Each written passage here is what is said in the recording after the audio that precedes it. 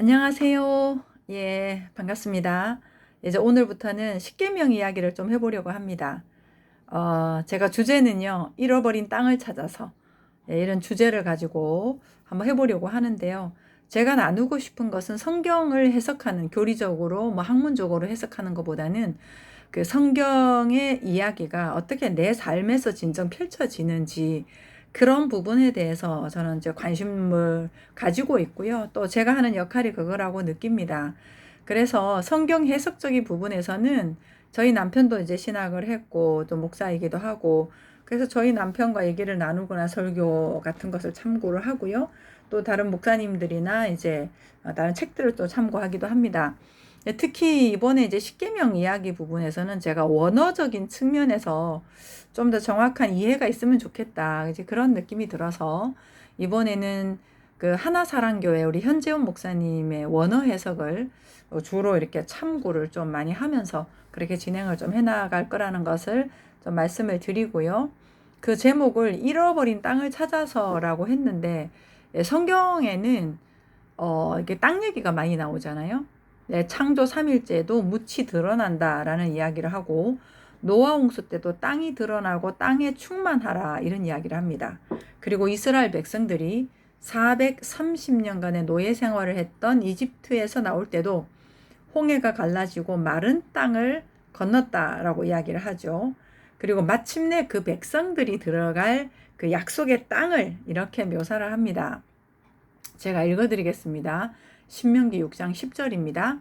주 당신들의 하나님이 당신들의 조상 아브라함과 이삭과 야곱에게 맹세하여 당신들에게 주기로 약속하신 그 땅에 당신들을 이끌어 들이실 것입니다. 거기에는 당신들이 세우지 않은 크고 아름다운 성읍들이 있고 당신들이 채우지 않았지만 온갖 좋은 것으로 가득 찬 집이 있고 당신들이 파지 않았지만 이미 파놓은 우물이 있고 당신들이 심지 않았지만 이미 가꾸어 놓은 포도원과 올리브 밭이 있으니 당신들은 거기에서 마음껏 먹게 될 것입니다. 신명기 8장 7절부터입니다. 주 당신들의 하나님이 당신들을 데리고 가시는 땅은 좋은 땅입니다. 골짜기와 산에서 지하수가 흐르고 샘물이 나고 시냇물이 흐르는 땅이며 밀과 보리가 자라고 포도와 무화과와 석류가 나는 땅이며 올리브 기름과 꿀이 생산되는 땅이며 먹을 것이 모자라지 않고 아무것도 부족함이 없는 땅이며 돌에서는 쇠를 얻고 산에서는 구리를 캐낼 수 있는 땅입니다. 예, 뭐죠? 그 개역 성경이 아니고 세번역입니다. 좀 더 와닿는 것 같아가지고 제가 세번역으로 읽어드렸고요. 이 땅들을 그러니까 하나님이 약속하신 땅 있잖아요. 그걸 한마디로 말하면 노력하거나 애쓴 것이 아닌 자연스럽게 주어져 있는 땅을 이야기를 하는 거잖아요. 너희 힘으로 하는 게 아니다. 너희 노력으로 하는 게 아닌데 풍성한 거, 이 이야기를 하고 있습니다. 무한하고 마르지 않는 땅. 예, 이런 묘사를 하고 있죠. 신약에서는 생수의 강이 너희 배에서 넘치리라 이렇게 또 묘사를 했고요. 그래서 이런 풍족한 땅은 어디에 있을까요? 어디 뭐 호남 평야를 가야 됩니까? 아니면은 뭐 이 땅에 이 물리적인 땅에서 이제 풍요롭게 생산되는 그런 부분들을 이야기를 하는 걸까요? 신약을 한번 가보면요. 이렇게 이야기를 합니다. 마태복음 5장 5절에 온유한 자는 복이 있나니 그들이 땅을 기업으로 받을 것이미요. 이렇게 얘기합니다. 여기에서 온유라고 하는 이야기는 헬라어 프라우스라는 말을 쓰는데요. 그 프라우스라는 말의 뜻은 진리가 되어 율법의 무거운 짐을 벗어버리고 스스로 안에 안식이 된 사람이라는 뜻입니다. 근데 그들이 이러한 풍요로운 땅을 기업으로 받는다라고 이야기를 했죠. 그리고 계시록에 이제 계시록은 어떻게 보면 완성이다라고 볼 수도 있잖아요. 근데 이렇게 표현을 했습니다. 계시록 21장 1절부터인데요. 또 내가 새 하늘과 새 땅을 보니 처음 하늘과 처음 땅이 없어졌고 바다도 다시 있지 않더라. 또 내가 보매 거룩한 성 새 예루살렘이 하나님께로부터 하늘에서 내려오니 그 준비한 것이 신부가 남편을 위하여 단장한 것 같더라.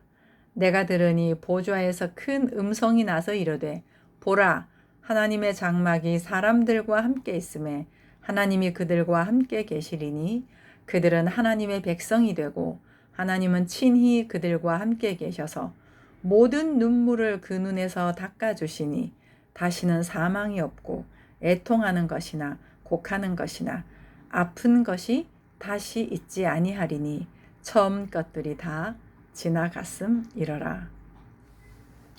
이 말씀을 읽는데 많이 가슴에서 울컥하고 감동스럽습니다. 왜냐하면 저는 예전에 이 계시록의 말씀은 나중에 그 천국 가서 어떤 천당 개념에서요. 가서나 있을 거라고 그렇게 느끼고 언제 눈물 씻겨주시나 씻겨주실 때를 기다리면서 지금을 버티면서 살아왔던 그런 그 과정들이 있었습니다. 그런데요, 모든 성경은 현재 말씀입니다. 왜 그러냐면 하나님은 시간, 공간 개념이 없으시잖아요. 근데 그러한 어떤 시간적인 개념에서 창세기는 과거다, 계시록은 미래다, 이런 개념으로 우리가 성경을 접하지만 그 말씀이 이루어지는 것은 현재 우리의 삶에서 이거거든요. 그래서 이렇게 계시록에서 말씀한 이 말씀들이 사망이 없고 아픈 것이 다시 있지 않고 처음 것들이 다 지나갔다라고 하는 게 정말 내 삶에서 그렇게 되어지는가? 그거죠. 현재 말씀이라면. 예, 이제 그런 부분에 제가 관심을 또 많이 가졌고 점점 더 맛을 보고 있는 이제 그런 과정을 가고 있는 거죠.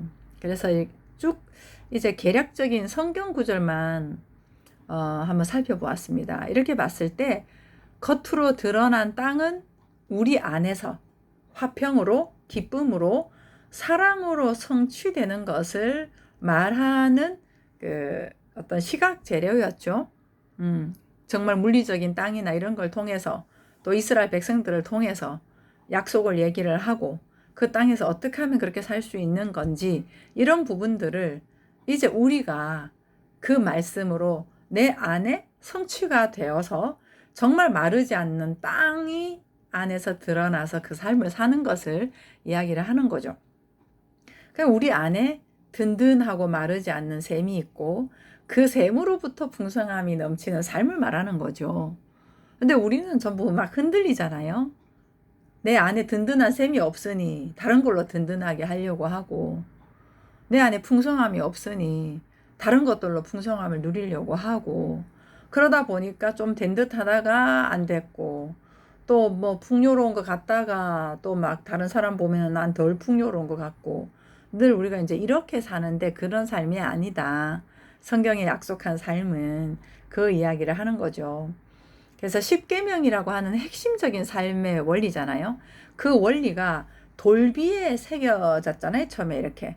돌비에 그렇게 새겨진 계명으로 있는 것이 아니라 그래서 외우고 그거 말씀으로 살아야지 하는 어떤 이런 것들이 아니라 내 안에 이 신비에서 살아 움직이는 생명의 땅으로 작동이 되어야만 내 안에서 꽃이 피고 샘이 솟고 마구마구 넘치는 삶을 살 수 있지 않겠습니까?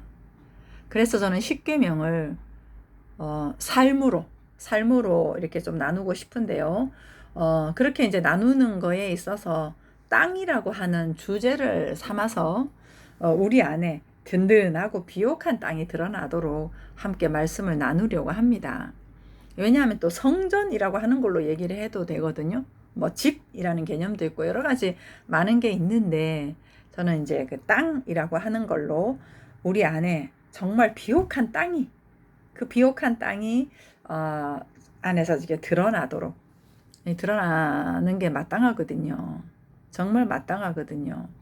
근데 우리가 그 몰라서 그런 땅이 있음에도 불구하고 불완전한 땅처럼 늘 불안하고 염려하고 걱정하고 이런 삶을 우리가 많이 살고 있는데 성경의 약속은 그게 아니잖아요.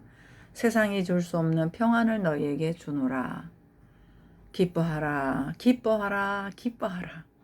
항상 감사하라. 범사에 감사하라. 항상 기뻐하라. 범사에 감사하라. 뭐 이런 것들 있잖아요. 이런 것들이 진정 여러분과 제 안에서 성취될 수 있도록 근데 그 성경의 전체 원리를 십계명에 계명이라고 요즘 또 쓰지도 않아요. 10 약속이다, 완전한 약속이다, 이렇게 이제 이야기를 하는데요.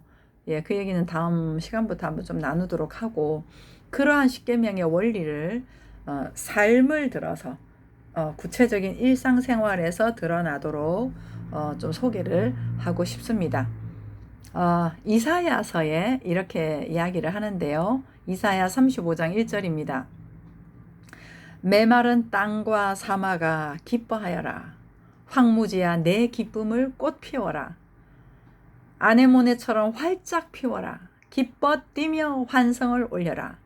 황무지도 레바논의 영광으로 빛나고 가르멜과 샤론처럼 아름다워져 사람들이 여호와의 영광을 보리라. 우리 하나님의 영광을 보리라. 늘어진 두 팔에 힘을 주어라. 휘청거리는 두 무릎을 꼿꼿이 세워라. 겁에 질린 자들을 격려하여라. 용기를 내어라. 무서워하지 마라. 너희의 하나님께서 원수 갚으러 오신다. 하나님께서 오시어 보복하시고 너희를 구원하신다. 그때의 소경은 눈을 뜨고 귀머거리는 귀가 열리리라. 그때의 절름발이는 사슴처럼 기뻐 뛰며 벙어리도 혀가 풀려 노래하리라. 사막에 샘이 터지고 황무지에 냇물이 흐르리라. 뜨겁게 타오르던 땅은 늪이 되고 메마른 곳은 샘터가 되며 승냥이가 살던 곳에 갈대와 왕골이 무성하리라. 그곳에 크고 정결한 길이 훤하게 트여 거룩한 길이라 불리리라. 부정한 사람은 그리로 지나가지 못하고 어리석은 자들은 서성거리지도 못하리라. 사자가 얼씬도 못하고 맹수가 돌아다니지 못하는 길, 건짐받은 사람만이 거닐 수 있는 길, 여호와께서 되찾으신 사람이 이 길을 걸어 시온산으로 돌아오며 흥겨운 노래를 부르리라. 그들의 머리 위에선 끝없는 행복이 활짝 피어나고 온 몸은 기쁨과 즐거움에 젖어들어 아픔과 한숨은 간데없이 쓰러지리라. 감동스럽네요. 이게 삶으로 실현되고 있습니다, 여러분. 삶으로 되어지고 있습니다. 그래서 제가 지금까지 갈급하게 절실하게 달려오다 보니 그 하나님 나라, 그 땅이 조금씩 선명해지고 이렇게 선명해지니 지금도 갈급하게 찾으시는 분들이 좀 많이 느껴집니다. 일상에서 그런 분들에게, 그리고 저도 또 이런 얘기를 하면서 더 풍성해지는 거고요. 그렇게 살 수 있는 삶으로 안내를 드리면 좋겠다는 느낌이 들어서 딱히 주제 없이 이것저것 얘기를 좀 했었다면 이제는 십계명이라고 하는 주제를 두고 그 하나하나를 삶으로 풀어서 좀 나눴으면 좋겠다라는 느낌으로 제가 십계명을 좀 나누려고 합니다. 제목을 잃어버린 땅을 찾아서 라는 제목과 함께 하려고 하는데요.